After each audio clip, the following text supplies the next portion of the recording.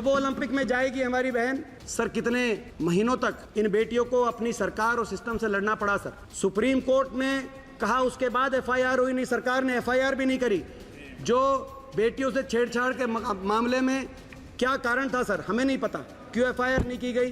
क्या वो sports federation के अध्यक्ष थे या वो भाजपा के सांसद थे, सत्तारूढ़ दल के, जो भी कारण रहा सर, इस तरह की बात होनी नहीं चाहिए सर। जिन खिलाड़ियों, जब वो मेडल लेके आते हैं सर, उन खिलाड़ियों के साथ फोटो खिंचवाने के लिए सर सरकार के मंत्री एयरपोर्ट पे पहुंच जाते हैं सर, लेकिन उन बेटियों के साथ अगर कुछ गलत हो गया सर, और एक नहीं सर, 6 ओलंपिक विजेता बेटियां, और वो धरने में बैठी हैं सर, उन धरने के वो मेडल के जब जीत के आई थी, जो उनके साथ फोटो खिंचवा रहे थे सर, वहां पर जाकर सर किसी ने उनकी बात तक नहीं सुनी। जब खिलाड़ियों ने कहा, बेटियों ने, कि हमारे साथ इस देश में अन्याय हो रहा है और हम इन मेडल्स को गंगा में बहा देंगे सर, कम से कम खेल मंत्री का बयान आना चाहिए था। पूर्ण विषय पर आपने जो इस सदन में 193 का चर्चा के लिए दिया, उसके लिए मैं आपका बहुत बहुत धन्यवाद और आभार व्यक्त करता हूँ। मेंबर श्रीमान दीपेंद्र हुड्डा जी। स्पीकर महोदय, धन्यवाद स्पीकर साहब महोदय। सबसे पहले तो जो ये चर्चा का विषय है, अति महत्वपूर्ण विषय है कि ओलंपिक की तैयारी पे चर्चा, मगर ये विषय तो महत्वपूर्ण है, मगर मैं समझता हूँ ये समय तो अब हम 4 दिन के बाद 26 तारीख को ओलंपिक शुरू होने जा रहे हैं, आज 22 है, तो अब क्या तैयारी पे हम सुझाव दें और क्या तैयारी हो पाएगी। तो अब तो हम केवल शुभकामनाएं दें, और 2 ही काम कर सकता है सदन। हमारे जो कंटिंजेंट है उनको हम शुभकामनाएं दे सकते हैं और ईश्वर से प्रार्थना कर सकते हैं कि ज़्यादा से ज़्यादा मेडल आए, क्योंकि अब सुझाव या ये 2028 के ओलंपिक के लिए सुझाव ये ले रहे हैं, तो तब तक तो पता नहीं कि इनकी सरकार रहेगी या नहीं रहेगी, तो किसकी रहेगी। लेकिन ये आज महत्वपूर्ण विषय है सर, महत्वपूर्ण विषय है। और अभी जैसे हमारे अच्छे मित्र जायसवाल साहब ने कहा, संजय जी ने, कि 470 करोड़ रुपए अलग अलग जो ओलंपिक सेल साई में क्रिएट हुआ उसके माध्यम से आवंटित किया गया है। इस माइक को ठीक क्यों कर लें, इस माइक को। 470 करोड़ रुपए आवंटित किया गया है, उस पर अच्छी बात है, और भी ज़्यादा आवंटित होना चाहिए।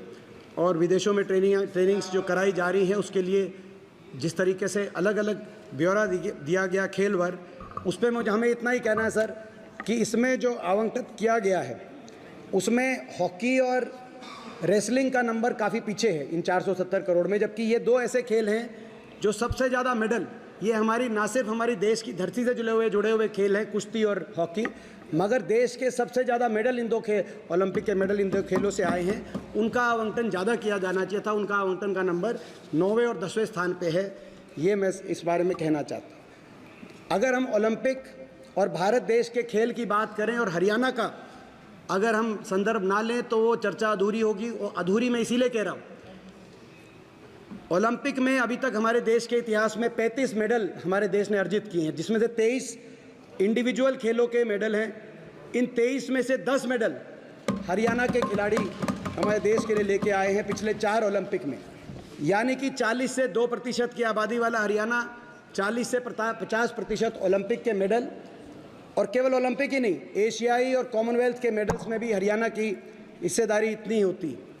पिछले 4 ओलंपिक्स में देखें, अभी वो कह रहे थे कि 2014 के बाद से खेलों में इतना बढ़ोतरी हुई, लेकिन पिछले 4 ओलंपिक्स में हम देखें तो चारों ओलंपिक्स में देश के मेडल आए और आधे से ज़्यादा मेडल हरियाणा खिलाड़ी लेके आए। 2008 में सबसे पहले 3 मेडल आए ओलंपिक में, जिसमें से 2 हरियाणा के खिलाड़ियों ने अर्जित किए देश के लिए। 2012 में 6 मेडल आए ओलंपिक में, जिसमें से 4 हरियाणा खिलाड़ियों ने अर्जित करे। 2016 में ये 6 से घटकर 2 मेडल आए, लेकिन 2 में से भी 1 मेडल हरियाणा की हमारी बेटी साक्षी मलिक लेके आई। और 2020 में ये 7 मेडल, जो 2012 के लगभग बराबर के 7 मेडल आए, जिसमें से 3 मेडल हरियाणा खिलाड़ी लेके आए। और अगर हम ओलंपिक में जाने वाले कंटिंजेंट की भी बात करें तो पिछले ओलंपिक के खेलों में 120 खिलाड़ियों में से 31 खिलाड़ी यानी कि 25% हरियाणा से गए, और इस ओलंपिक खेलों में भी 117 में से 20.5% में 117 में से 24 खिलाड़ी यानी कि लगभग 21% खिलाड़ी हरियाणा से जा रहे हैं। नीरज चोपड़ा से लेकर सर और विनेश फोगाट तक, जिन्होंने जंतर मंतर पर धरना दिया है सरकार के खिलाफ, ये सभी ओलंपिक के हमारे एक कंटिजेंट का हिस्सा हैं जो ओलंपिक के खेलों में जा रहे हैं। 2006-07 के बाद से जितने भी खेल हुए, एशियाई, कॉमनवेल्थ और ओलंपिक, हमें गर्व है कि मैं हरियाणा से आता हूं कि इन सभी खेलों में 50% तक हमारे मेडल और 25% तक कंटिजेंट हरियाणा के खिलाड़ियों का देश को रिप्रेजेंटेशन करने का हरियाणा के खिलाड़ियों को अवसर मिला। तो जब हम ओलंपिक की बात करें तो बिना हरियाणा के, मैंने कहा कि अधूरा है। ऐसा क्या सिस्टम हरियाणा में बना जिसकी वजह से आज ओलंपिक के अंदर हरियाणा खिलाड़ी इतना अच्छा कर पा रहे हैं, उसको भी जानना, उससे क्या ऐसी बातें हैं जो देश के अन्य राज्य लेके जा सके, क्योंकि खेल हमेशा राजनीति से ऊपर होने चाहिए और उसमें अब क्या कमियां आ गई हैं वो भी बताना हमारा जिम्मेदार विपक्ष की तरह हमारा कर्तव्य है। मेडल तभी आ सकता है जब आप प्रतिभा की सही खोज करें, प्रतिभा को प्रोत्साहन दें, इंफ्रास्ट्रक्चर दें और इंफ्रास्ट्रक्चर के बाद जब कोई मेडल लेके आए या ना आए, कोई चोटिल हो जाए, मेहनत करे लेकिन एक स्तर तक पहुंच जाए तो उसका भविष्य सुरक्षित किया जाए, खिलाड़ी के मन से अपने भविष्य की असुरक्षा निकाल दी जाए। इन बातों को लगते हुए कांग्रेस की पूर्ववर्ती सरकार, हरियाणा की सरकार ने खेल नीति बनाई 2004-05 में, जिस खेल नीति को पदक लाओ पद पाओ की नीति भी कहा गया, जिसके 3 पहलू थे। पहला पहलू था कि अगर आप किसी स्तर तक पहुंचेंगे, चाहे राष्ट्रीय खेलों तक पहुंचे, चाहे आप अंतर्राष्ट्रीय स्तर तक पहुंचे, तो कहीं आपका भविष्य को सुरक्षित किया जाएगा। इस नीति के तहत 500 से ज़्यादा अलग अलग पदों पे खिलाड़ियों की नियुक्ति हरियाणा सरकार ने की उस समय, जिसमें डीएसपी लेवल पे चाहे वो अंतर्राष्ट्रीय पहलवान योगेश्वर दत्त हो, चाहे अंतर्राष्ट्रीय मुक्केबाज विजेंद्र सिंह हो, चाहे अंतर्राष्ट्रीय पहलवान बबीता फोगाट हो, इन सभी खिलाड़ियों को डीएसपी से लेकर और अन्य पदों के ऊपर हरियाणा सरकार में मौका दिया गया। दुर्भाग्य की बात है सर कि जो नीति थी पदक लाओ पद पाओ, नियुक्तियां देने की नीति, पिछले 10 वर्ष से जो भाजपा की सरकार है इस नीति पे रोक लगाने का काम किया। आपको जान के आश्चर्य होगा कि हमारी खिलाड़ी बेटी साक्षी मलिक को आज तक हरियाणा में कोई नियुक्ति नहीं मिली है। पिछले ओलंपिक के हमारे खिलाड़ी, पिछले ओलंपिक के मेडल विजेता रवि दहिया, नीरज चोपड़ा, इनको अभी तक हरियाणा सरकार में कोई नियुक्ति देने का काम नहीं किया गया। यहाँ तक कि सर ये तो डीएसपी और अन्य पदों की बात है, जो ग्रुप 3 और 4 उसमें भी 3% खिलाड़ी कोटा हरियाणा के अंदर कांग्रेस की पूर्ववर्ती सरकार ने किया था। उस खेल कोटे को भी समाप्त करने का काम मौजूदा सरकार ने हरियाणा के अंदर किया है। और खिलाड़ियों को जो डीएसपी लगाए गए थे, वो डीएसपी खिलाड़ी सर जो है उनको प्रमोशन तक नहीं दी गई है इन 10 वर्षों में। तो आज उन खिलाड़ियों को धरने देने पे मजबूर वो खिलाड़ी हो रहे हैं। इसके साथ साथ जो कैश अवार्ड मिलता था, आज हमारे खिलाड़ी कैश अवार्ड के लिए भी महरूम हो गए हैं। जैसे सरकार उनसे किसी बात का बदला ले रही हो कि वो मेडल लेके आए हैं। यहाँ तक कि 2021 के बाद से अभी तक, आज की भास्कर की खबर आई है सर, भास्कर, दैनिक भास्कर के अखबार को जानो पता हो कि ये सरकार 193 का डिस्कशन लेके आएगी कि खेलों के पदक विजेता कैश अवार्ड से वंचित। 2021 के बाद से कैश अवार्ड दिए ही नहीं गए और दूसरी ओर नेशनल और इंटरनेशनल वालों को तो आप अभी कह रहे हैं कि वंचित रखा है मगर देंगे, 2021 से वंचित हैं, लेकिन बाकियों को तो आपने बंद कर दिया। हम कांग्रेस की सरकार के समय जूनियर, सब जूनियर और यूथ गेम्स में भी जो मेडल लेके आते थे उनको भी कैश अवार्ड दिया जाता था। सर एक और पहलू इस सरकार ने, जो हमारे सरकार के समय जो नीति बनी थी, क्योंकि नीचे से प्रतिभा को खोजने की बात थी, तो एक पॉलिसी बनी थी स्पैट, जिस वजह से हरियाणा खिलाड़ी आज इतने आगे आए हैं। Sports and physical aptitude test, पहली क्लास से sir sports and physical aptitude test किया जाता था, जो भागने में, दौड़ने में और फिजिकल एप्टीट्यूड में जो बच्चे सबसे अग्रणी आते थे 10%, उनको मासिक पहली प्रोत्साहन राशि दी जाती थी। इसकी शुरुआत हरियाणा में हुई। सारे इस सिस्टम से बहुत खिलाड़ी आगे आ रहे थे। पहले सरकार जब भाजपा की आई सर हरियाणा में, पहले स्पैट का नाम बदल दिया स्पीड, और फिर स्पीड पे भी स्पीड ब्रेकर लगा के उसको समाप्त कर दिया सर। और सर ये इसमें और इसके तो कई ऐसे पहलू हैं सर, जैसे मैं उदाहरण दूं, अगर कोई हमारी एससी समाज से आने वाली कोई अगर खिलाड़ी बेटी अगर डिस्ट्रिक्ट लेवल पर या स्टेट लेवल पर पहुंचती थी सर, तो 40,000 प्रति वर्ष की उसको प्रोत्साहन राशि मिलती थी सर, ताकि ऐसी समाज से आने वाली बेटियों का खेलों में जो है ज़्यादा भागीदारी बने। सरकार ने आते ही 2016 में भाजपा सरकार ने एससी समाज की बेटियों को मिलने वाली इस प्रोत्साहन राशि को समाप्त करने का काम किया सर। ये मैं इसीलिए बता रहा हूँ। फिर एक मिनट आप फिर मुझे कहोगे मैं टोक रहा हूँ। वीडियो सर आप तो सर ये आपका अधिकार है सर टोकना, मगर हमारा अधिकार है बोलना सर। ये सिस्टम हरियाणा का स्पोर्ट्स सिस्टम सर कैसे आगे जाए सर, और उसी देश का जब आधे मेडल हरियाणा के स्पोर्ट्स सिस्टम से आ रहे हैं तो उस पर भी चर्चा हो सर। इसके साथ साथ इंफ्रास्ट्रक्चर भी मैं कहना चाहूँगा सर। हमारे समय 232 हरियाणा में राजीव गांधी स्पोर्ट्स स्टेडियम बने थे और 6 अंतर्राष्ट्रीय स्टेडियम कॉम्प्लेक्स बने।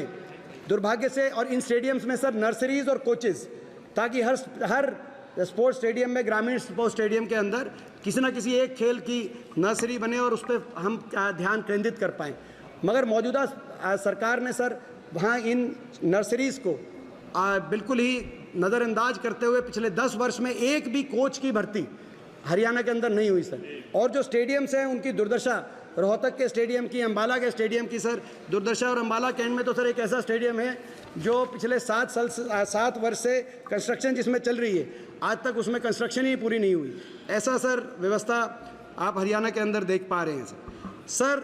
मैं ये भी इसमें कहना चाहूँगा कि जो खिलाड़ी है, खिलाड़ी का भविष्य सुरक्षित किया जाए, इंफ्रास्ट्रक्चर क्रिएट किया जाए, प्रतिभाओं को आगे निकाला जाए। इसके साथ साथ एक बहुत बड़ी बात होती है सम्मान, खिलाड़ी को सम्मान मिले सर। आज अगर हमारे खिलाड़ी दुनिया में जाकर दूसरे देशों के खिलाड़ियों से लड़ेंगे अपने देश का झंडा उठाने के लिए, तो उनको सिस्टम से लड़ना ना पड़े, उनको अपनी सरकार से लड़ना ना पड़े।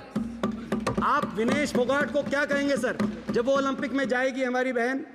सर कितने महीनों तक इन बेटियों को अपनी सरकार और सिस्टम से लड़ना पड़ा सर। सुप्रीम कोर्ट ने कहा, उसके बाद एफआईआर हुई नहीं, सरकार ने एफआईआर भी नहीं करी। जो बेटियों से छेड़छाड़ के मामले में क्या कारण था सर, हमें नहीं पता क्यों एफआईआर नहीं की गई। क्या वो स्पोर्ट्स फेडरेशन के अध्यक्ष थे या वो भाजपा के सांसद थे, सत्तारूढ़ दल के, जो भी कारण रहा सर, इस तरह की बात होनी नहीं चाहिए सर। खिलाड़ियों को तो सम्मान, जिन खिलाड़ियों जब वो मेडल लेके आते हैं सर, उन खिलाड़ियों के साथ फोटो खिंचवाने के लिए सर सरकार के मंत्री एयरपोर्ट पे पहुंच जाते हैं सर।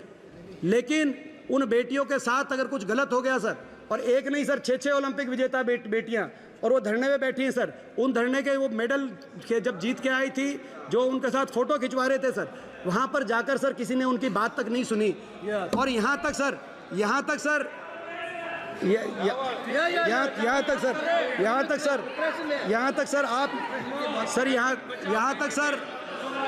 मैं सर सवाल पूछना चाहता हूँ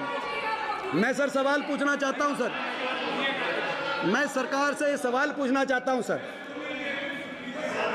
गंगा में मेडल बहाने की बात कही, आप ओलंपिक मेडल्स की बात कर रहे हैं, आप ओलंपिक मेडल्स में अपनी तैयारी की बात कर रहे हैं, मगर जब ये खिलाड़ियों ने कहा कि हमारे साथ इस देश में अन्याय हो रहा है सर, जब खिलाड़ियों ने कहा, बेटियों ने, कि हमारे साथ इस देश में अन्याय हो रहा है और हम इन मेडल्स को गंगा में बहा देंगे सर, कम से कम खेल मंत्री का बयान आना चाहिए था कि नहीं, ये देश के लिए मेडल आए हैं, ये देश के लिए मेडल आए हैं, इनको गंगा में नहीं बहा, आपको न्याय मिलेगा सर। न्याय मिलेगा का बयान भी नहीं आया सर। न्याय मिलेगा का बयान आ जाता, हम संतुष्ट हो जाते सर। ये देश तो महाभारत का देश है सर। मैं स्वयं ऐसे प्रदेश से आया हूं जहां कुरुक्षेत्र में महाभारत हुई थी सर। हमारी बहन बेटी की मान सम्मान पे बात आई तो देश में कुरुक्षेत्र में महाभारत का रण हुआ सर। लेकिन मैं सरकार से पूछना चाहता हूं कि हमारी बहन बेटियों की जब मान सम्मान की बात आई, क्षेत्र में होता था, ये सभी जगह पे मैं सर ये भी एक और आपको मैं कहना चाहता हूं सर। एक सर मैं उस समय सरकार की तरफ से दिए गए बयान पढ़ रहा हूं सर। एक बयान आया सर, एक बयान आया सत्तारूढ़ दल के आरोपी एक सांसद का बयान आया सर कि ये तो मेडल इतने रुपए में आप बेच सकते हैं सर। इन मेडल की सर, ओलंपिक मेडल की आप बात कर रहे हैं सर, आप ओलंपिक मेडल की बात कर रहे हैं और आप उनकी कीमत लगा रहे हैं इस देश में, और आप स्पोर्ट्स फेडरेशन चला रहे हैं सर ऐसे। तो सर इस पे प्रश्न उठेंगे। हरियाणा के अंदर सर खेल मंत्री, सर हरियाणा खेल मंत्री जिनको सर जो है खुद स्वयं जो पहले हॉकी के हमारे प्लेयर थे, हम उनका मान सम्मान करते हैं सर, वो खिलाड़ी हैं, उनको हरियाणा में भाजपा सरकार में खेल मंत्री थे, उनके ही महकमे की सर, उनकी महकमे की एक जूनियर कोच ने सर, एक हमारी अंतर्राष्ट्रीय खिलाड़ी ने उन पे आरोप लगाया कि खेल मंत्री ने उनके साथ दुर्व्यवहार किया है सर। उसके बाद भाजपा की तरफ से यह आया कि वो हमने जब मांग करी कि इन खेल मंत्री को हटाया जाए, इनको बर्खास्त किया जाए सर, तो ये कहा गया कि इन्हें खेल मंत्री रहेंगे सर, उनको मंत्री रखा। और जिस बेटी ने सर हरियाणा खेल मंत्री की मैं बता रहा हूँ, जिन बेटी ने उन खेल मंत्री पे आरोप लगाया था, उनकी एक ना सुनी गई। एक मिनट माननीय सदस्य, हम एक मिनट इस सदन के अंदर परंपरा रही है, हम किसी राज्य की विधानसभाओं की चर्चा न करें और अन्य सदन की चर्चा नहीं करें। आप वरिष्ठ सदस्य सर, ये जो सारे जो मैं खेल मंत्रालय से, भारत सरकार से और ओलंपिक के मेडलिस्ट की बात कर रहा हूँ। और सर ओलंपिक और खैर, मगर मैंने आपने जो बात की उस बात को मैं आगे बढ़ते हुए सर, तो मेरा संदर्भ था सर, खिलाड़ियों को मान सम्मान, उचित प्रोत्साहन, प्रतिभा की खोज के साथ साथ उनकी भविष्य की सुरक्षा की जब तक नीति बनने की बात नहीं होगी, क्यों हरियाणा आज देश के आधे से ज़्यादा मेडल लेके आ रहा है हर खेलों में, पिछले 10 वर्ष से नहीं, 2008 के बाद से, जो मैंने आपको बताया, ये तो रिकॉर्ड की बात है, आप झुठला नहीं सकते कि 2008 के ओलंपिक में कितने मेडल आए, 2012 के ओलंपिक में कितने मेडल आए, तो क्यों हरियाणा खिलाड़ी ला रहे हैं, तो कुछ ना कुछ उस नीति में अच्छी बात होगी जिसको आप समझें, अपनाएं, हमें खुशी होगी। आपने कुछ अच्छा कार्य किया, हम भी उसकी सराहना करेंगे, क्योंकि खेल और खिलाड़ी ये हर बात की राजनीति से ऊपर होने चाहिए। लेकिन आज दुख होता है सर, जिस हरियाणा में नारा था, जय जवान जय किसान जय पहलवान जय नौजवान जय संविधान का नारा हम देते थे, आज उस हरियाणा के नौजवान भारतवर्ष का झंडा सीमा पर ऊंचा करने की बात करते थे सैनिक बन के, वहाँ आप अग्निवीर योजना ले आए और दुनिया के पोडियम पे जाकर राष्ट्रगान बजवाकर झंडा ऊंचा करने की बात करते थे खिलाड़ी बनकर। आज वो हरियाणा जो खेलों में नंबर 1 था सर, वो आज नशे में नंबर 1 बन गया। इस बात का हमें बहुत ही इस बात की पीड़ा है। मगर सर ये हरियाणा में जो हम निराशा के साथ इस सरकार की खेलों के प्रति रवैया देख रहे हैं, लेकिन ओलंपिक पे सर, ये ओलंपिक की प्रिपरेडनेस पर जो ये चर्चा की गई है, ये चर्चा अच्छा होता सर, ये अच्छा होता, ये चर्चा सर 1 साल पहले आती, अच्छा होता ये सब चर्चा। सर इनको क्या तकलीफ है सर? मैंने ऐसा क्या गलत कहा सर? मैंने ऐसा क्या गलत कहा सर? मैंने ऐसा क्या गलत कहा सर? हमने ऐसा कुछ गलत नहीं कहा, किसी को तकलीफ हो सर, इनको ऐसा लगता है सर ये मैं ऐसे मुझे हमें ऐसा लगता है सर, यही बात है सर, हमें ऐसा लगता है कि अगर कोई आरोपी भाजपा का सांसद या भाजपा का कैबिनेट मंत्री हो, तो सर उसमें भाजपा को उस पे के पक्ष में नहीं आना चाहिए, क्योंकि हम इसमें जो है पूरी पार्टी उसके पक्ष में आगे खड़ी हो जाए, इस बात से हमें तकलीफ है सर। सत्तारूढ़ दल को उनके पक्ष में नहीं आना चाहिए, पूरी पार्टी को उनके पक्ष में नहीं आना चाहिए। किसी ने अगर खिलाड़ियों का शोषण किया है तो वो अपराध है, उस अपराधी को अपना जो है समझता हूँ कानून का सामना करना चाहिए, ये हमारा संदर्भ है। खिलाड़ियों का मान सम्मान करिए सर।